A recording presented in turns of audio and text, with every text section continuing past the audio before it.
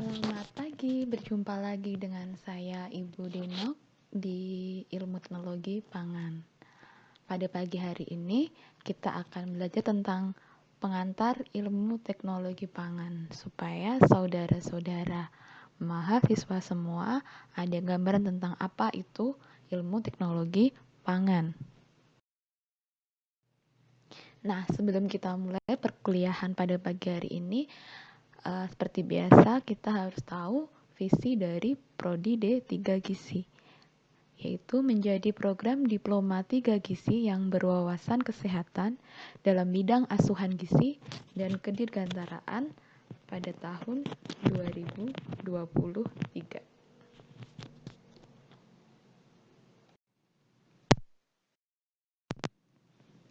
Nah, selanjutnya kita masuk ke dalam pokok bahasan ilmu teknologi pangan. Sebenarnya apa sih perbedaan dari ilmu pangan dengan ilmu teknologi pangan? Dari namanya pun hampir mirip. Jadi kalau ilmu pangan yang sudah kalian pelajari di semester 1 merupakan disiplin ilmu yang menerapkan dasar-dasar biologi, kimia, fisika, dan teknik dalam mempelajari sifat-sifat, penyebab kerusakan, dan prinsip dalam pengolahan bahan pangan. Sedangkan teknologi pangan merupakan aplikasi dari penerapan ilmu pangan, mulai dari pasca panen hingga menjadi hidangan dengan memperhatikan berbagai aspek seperti pengembangan, penanganan, pengolahan, pengawetan, hingga pemasaran bahan pangan dengan tidak mengabaikan penilaian mutu, nilai gizi, dan kesehatan masyarakat guna menunjang kesejahteraannya. Nah, dari sini kira-kira bisa kita simpulkan bahwa ilmu teknologi pangan itu apa? Nah, ilmu teknologi pangan adalah disiplin ilmu yang menerapkan teknologi tentang pengolahan bahan pangan mulai pasca panen hingga menjadi hidangan untuk memperoleh manfaat dan meningkatkan nilai gunanya.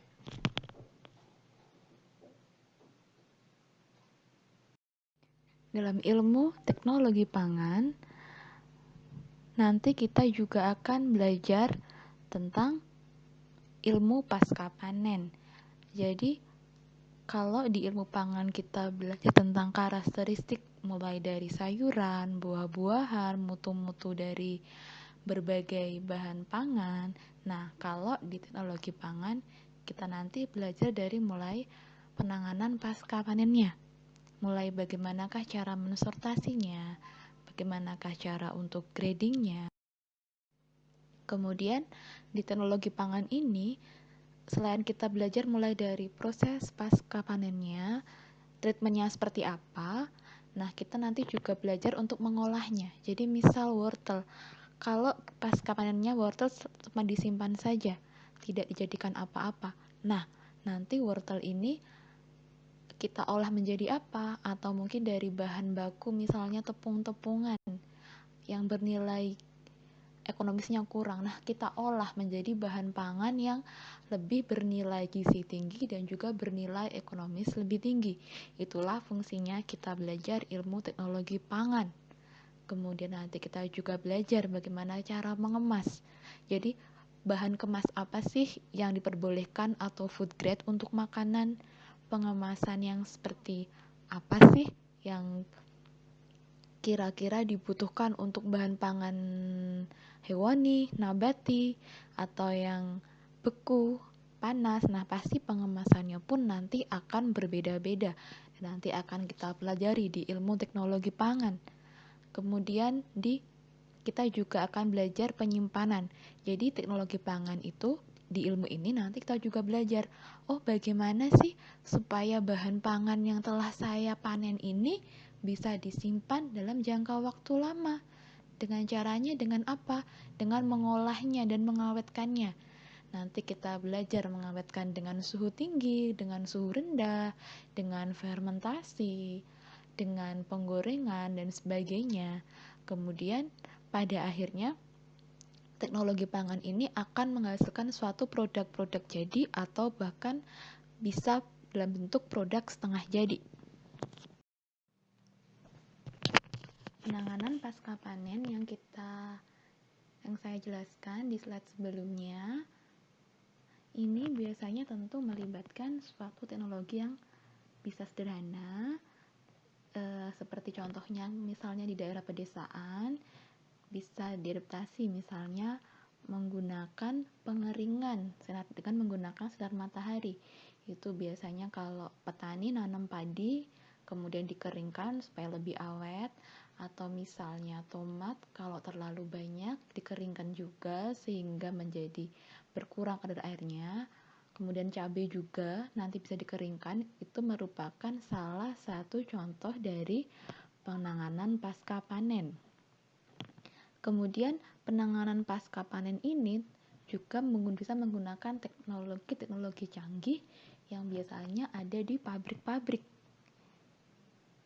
Nah, fungsi dari penanganan pasca panen sendiri adalah untuk menurunkan tingkat kerusakan yang sekaligus menaikkan nilai tambah atau value dari komoditas produk atau komoditas bahan pangan yang kita panen.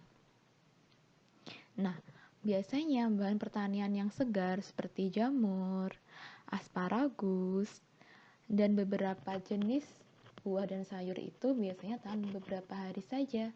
Sedangkan misalnya kita lakukan menggunakan teknologi pasca panen, maka daya simpannya akan naik beberapa bulan.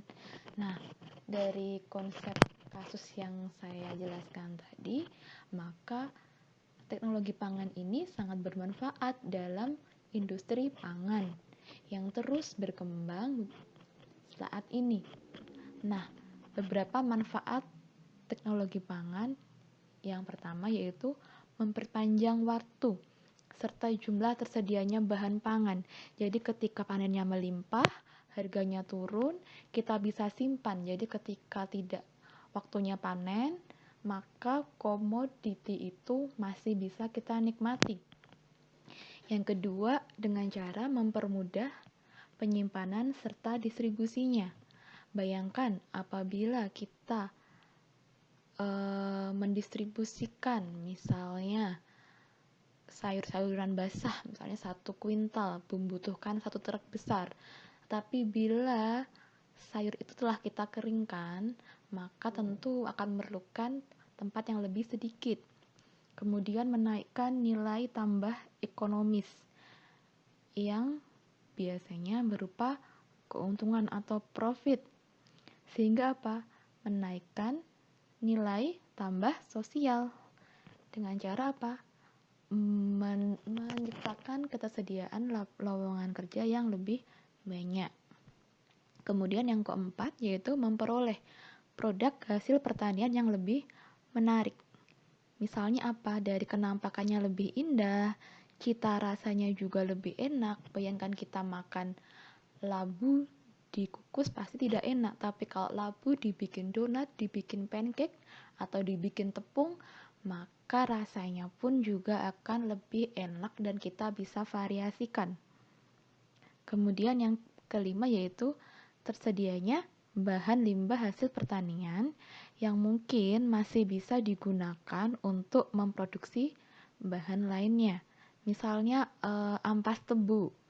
Ampas tebu ini bisa digunakan sebagai bahan pembuatan kertas, hardboard. Misalnya juga ada kulit pisang dan jeruk, itu juga bisa dimanfaatkan sebagai sumber pektin. Sumber pektin ini nanti pektin itu dimanfaatkan untuk pembuatan jeli buah yang nanti akan kita praktekkan juga di subbagian mata kuliah penggulaan. Kemudian yang keenam, manfaat dari teknologi pangan adalah mendorong bertambahnya industri non-pertanian yang menunjang industri pertanian. Misalnya apa? Industri kimia, jadi bahan-bahan pengawet pangan, kemudian gelas, misalnya gelas jar untuk tempat selai dari proses teknologi buah-buahan, Kemudian bahan pengepak yaitu bahan pengemasan, karena kalau bahan makannya segar tidak berbahan pengemas, tapi kalau sudah diawetkan misalnya di makanan kaleng, maka tentu perlu bahan pengemas.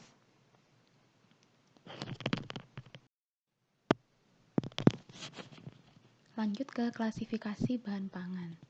Nah, semua bahan pangan dalam keadaan yang alami ini akan mengalami kerusakan atau pembusukan. Nah, makanan ini berbeda-beda dalam hal kualitasnya. Ada yang tahan lama, ada yang terbatas, pada waktu tertentu saja. Nah, berdasarkan mudahnya terjadi kerusakan, makanan ini dapat diklasifikasikan menjadi 3 golongan. Yang pertama yaitu makanan yang tidak mudah rusak atau non-perishable food. Jenis makanan ini dapat disimpan dalam waktu yang relatif lama pada suhu kamar, seperti beras dan kacang-kacangan yang telah kering. Kemudian, makanan yang agak mudah rusak, yaitu atau semi-perishable food, merupakan makanan yang dapat disimpan pada jangka waktu terbatas. Contohnya adalah bawang bombay dan umbi-umbian. Kemudian yang ketiga adalah makanan yang sangat mudah rusak atau kita sebut dengan perishable food, merupakan makanan yang cepat rusak bila disimpan dalam waktu yang lama tanpa perlakuan penanganan atau pengawetan. Contohnya seperti daging, ikan, susu, buah-buahan yang sudah matang, dan sayur-sayuran. Nah, masa simpan berbagai makanan ini juga digolongkan berdasarkan dari kandungan atau kadar airnya. Jadi rata-rata makanan yang perishable food ini dia memiliki kandungan air atau kadar airnya yang lebih tinggi. Semakin tinggi jumlah kandungan air dalam makanan, maka akan semakin cepat makanan tersebut rusak, karena air merupakan media pertumbuhan mikroba atau mikroorganisme. Nanti akan dijelaskan di mata kuliah mikrobiologi pangan untuk detailnya.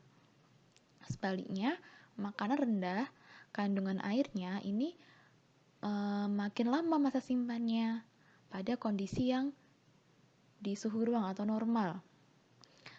Kemudian, tetapi makanan yang kadar airnya rendah ini bila disimpan dalam keadaan basah ataupun lembab, maka bahan pangan itu pun juga akan segera berubah dan menjadi rusak. Itulah kenapa kita di semester 1 belajar ilmu pangan di bagian penyimpanan bahan pangan, mulai dari penyimpanan bahan pangan yang basah maupun bahan pangan yang kering. Karena meskipun kadar airnya relatif rendah, namun bila kita salah penyimpanannya, maka bahan makanan tersebut juga akan cepat rusak.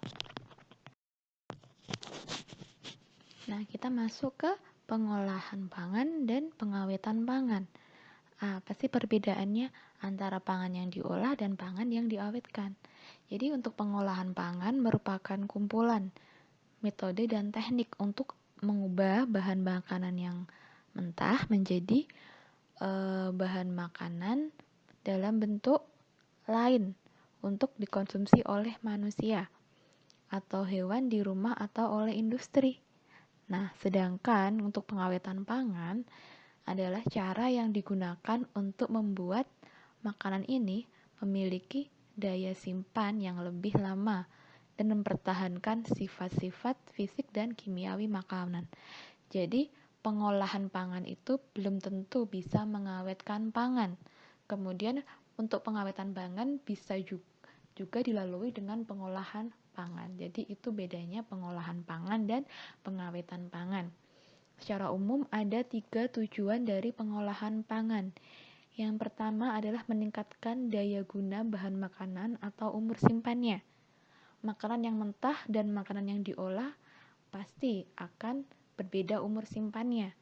Bila kita menaruh ayam mentah di luar, mungkin hanya bertahan sekitar 5-6 jam di suhu ruang. Tapi kalau ayam tersebut telah kita olah menjadi ayam goreng, maka tentu daya simpannya akan lebih tinggi. lebih lama.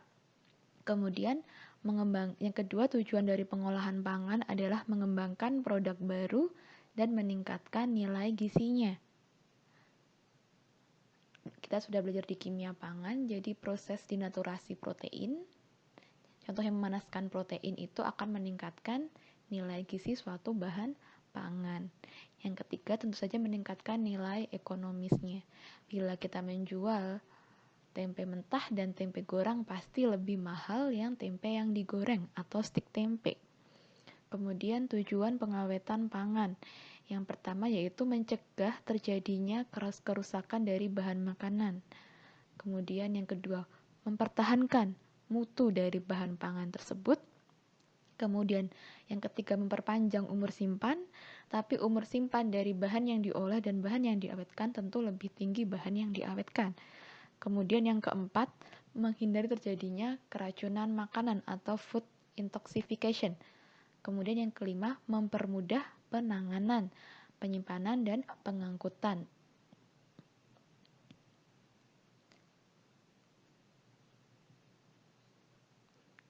Pada dasarnya, pengolahan pangan ini hampir sama dengan tujuan pengawetan pangan, yaitu untuk memperpanjang umur simpan suatu produk. Namun, proses pengolahan apa yang akan dilakukan ini tergantung juga oleh berapa lama umur simpan produk yang akan kita inginkan dan berapa banyak perubahan mutu produk yang dapat diterima. Nah, berdasarkan target waktu pengawetan ini, maka pengawetan pangan ini ada yang bersifat jangka pendek dan ada yang jangka panjang. Nah, kalau yang jangka pendek ini bisa dilakukan dengan beberapa cara, misalnya menggunakan suhu rendah, menggunakan aseptis, kemudian mengeluarkan air pada bahan, kemudian bisa perlakuan panas. Itu merupakan contoh-contoh penanganan dengan pengawetan pangan dengan jangka pendek.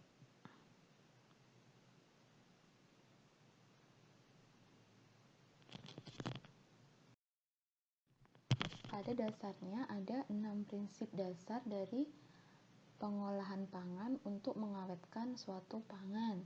Jadi yang keenam prinsip itu yang pertama adalah dengan cara pengurangan air. Dengan teknologi apa? Bisa dengan pengeringan, menggunakan dehidrasi, dan pengentalan suatu produk. Kemudian yang kedua, perlakuan suhu tinggi atau panas. Dengan cara apa? Dengan cara blanching. Bisa juga dengan cara pasteurisasi dan sterilisasi. Apa itu blanching, pasteurisasi, dan sterilisasi? Sepertinya sudah nanti akan dijelaskan saat subbagian suhu tinggi. Kemudian perlakuan suhu rendah. Dengan cara apa? Menurunkan suhu dari bahan makanan, yaitu dengan cara mendinginkan dan membekukan bahan makanan tersebut. Kemudian pengendalian makanan. Dengan cara apa? Misalnya menambahkan zat aditif asam. Misalnya ditambahkan asam sitrat misalnya untuk selai, itu juga meningkatkan daya simpan. Atau bisa juga dengan mengubahnya menjadi produk asam, contohnya proses fermentasi. Singkong kukus tentu akan lebih rentan untuk rusak dibandingkan dengan singkong yang telah kita fermentasi menjadi tape. Sama dengan susu. Susu masa simpannya lebih rendah. Tapi kalau kita berubah menjadi yogurt, maka daya simpannya akan lebih tinggi, akan lebih lama. Kemudian yang kelima, ditambahkan berbagai macam zat kimia aditif. Misalnya ada bahan pengawet, natrium benzoat, itu juga meningkatkan keawetan suatu bahan pangan. Kemudian yang keenam adalah menggunakan iradiasi. Iradiasi ini biasanya menggunakan sinar ultraviolet atau sinar-sinar UV untuk membunuh bakteri-bakteri yang ada pada bahan pangan. Ada beberapa faktor-faktor yang menyebabkan kerusakan dari bahan pangan. Bila ditinjau dari penyebabnya, kerusakan bahan pangan ini dibagi menjadi beberapa jenis, yaitu kerusakan mikrobiologis, kerusakan mekanis, fisik, biologis, dan kimia. Yang pertama yaitu kerusakan mikrobiologis. Biasanya berasal dari mikroba seperti kapang, bakteri, dan kamir yang merupakan mikroba perusak terhadap bahan pangan. Bagaimanakah cara merusaknya? Dengan cara menghidrolisa atau menghidrolisis atau mendegradasi karbohidrat, protein menjadi fraksi-fraksi yang lebih kecil. Misalnya, karbohidrat dalam bahan pangan ini akan dirubah menjadi gula sederhana. Kemudian, protein nanti juga akan dipecah menjadi senyawa peptida yang lebih sederhana, sehingga kalau bahan berprotein rusak pasti dia akan bau gas amoniak. Kemudian lemak akan dirubah oleh mikroorganisme menjadi gliserol dan juga asam-asam lemak. Makanya kalau bahan makanan tinggi lemak seperti misalnya mentega dan bahan sebagainya atau minyak itu biasanya akan berubah menjadi tengik. Nah, kerusakan karena mikrobiologis ini bisa terjadi pada bahan makanan mentah, bahan pangan setengah jadi, dan pangan hasil olahan. Makanan dalam kaleng atau botol dapat rusak dan bisa memproduksi racun. Contohnya adalah bakteri Clostridium botulinum. Kemudian, bahan-bahan yang rusak ini akan menjadi kontaminasi bagi bahan-bahan yang masih sehat atau segar. Kemudian ada juga misalnya kerusakan roti akibat pertumbuhan kapang. Mungkin awalnya kapangnya hanya ada di roti yang pertama, tapi kalau tidak kita pisahkan, maka satu bungkus roti itu lama-kelamaan akan muncul kapang semua. Yang kedua adalah kerusakan mekanis. Kerusakan ini biasanya disebabkan karena adanya benturan secara mekanis. Misalnya benturan antara bahan yang dibawa dengan alat untuk membawa bahan tersebut. Paling sering contohnya adalah buah dan sayur yang tidak tepat yang penanganan buah dan sayur yang tidak tepat itu menyebabkan kerusakan mekanis. Misalkan contoh lainnya yaitu misalnya buah yang kita panen dengan alat, misalnya mangga, durian, kita panen dengan bambu, maka bisa jadi dia memar karena dia jatuh ke tanah. Kemudian ada lagi misalnya umbi-umbian, dia cacat karena tersobek atau terpotong saat kita cangkul ketika proses pemanenan. Yang paling sering yang kita lihat adalah telur yang rusak akibat benturan saat proses transportasi. Ini juga masuk kerusakan yang mekanis. Yang ketiga yaitu kerusakan fisik dan kimiawi. Kerusakan fisik ini disebabkan karena perlakuan fisik. Misalnya dalam pengeringan terjadi namanya case hardening, yaitu luarnya sudah kering tapi dalamnya masih basah. Kemudian bisa juga terjadi yang namanya chilling injuries.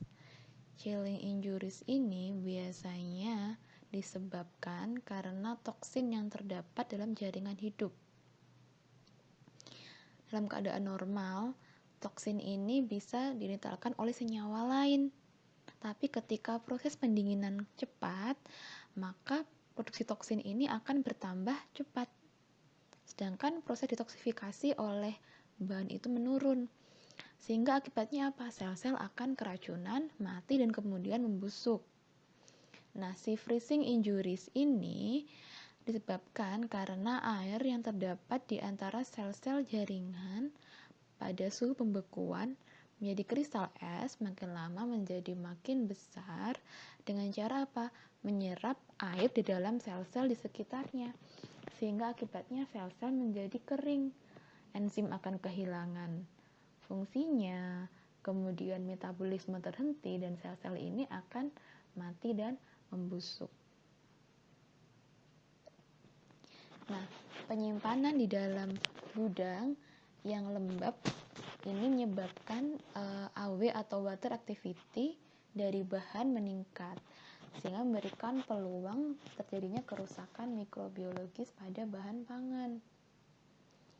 Penggunaan suhu yang terlalu tinggi saat kita menyimpan atau saat kita memproses suatu bahan pangan itu juga akan merusak kandungan vitaminnya, yang kita sebut dengan thermal degradation.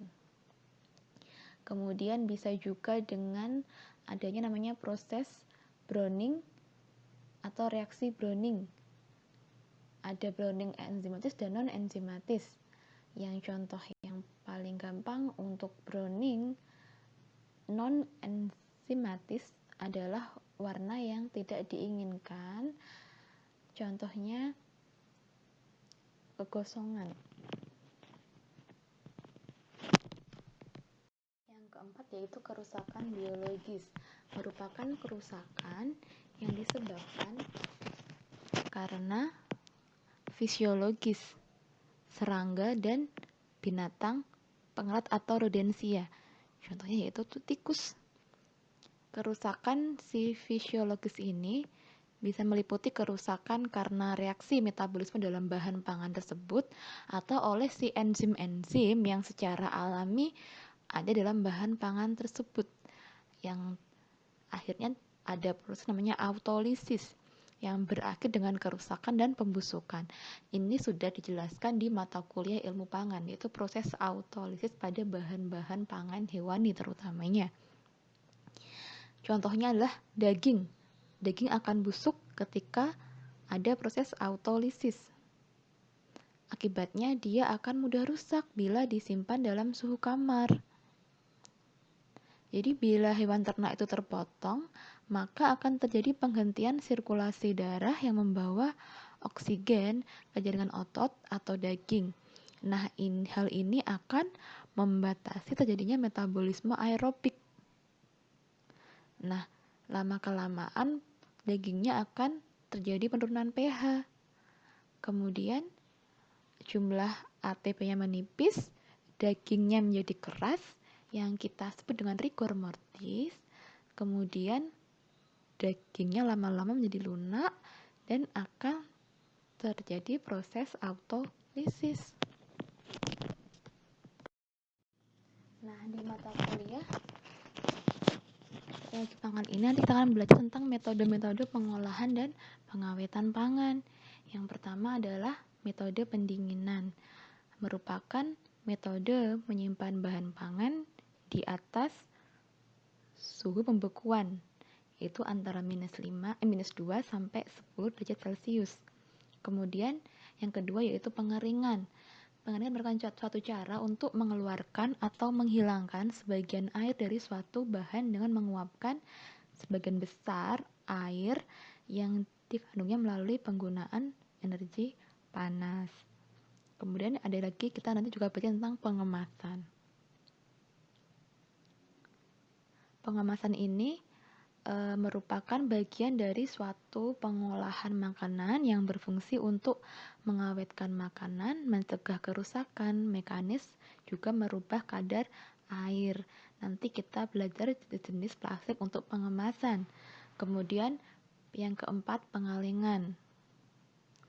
Pengalengan merupakan suatu cara mengawetkan bahan pangan yang dipak secara hermetis. Apa itu hermetis?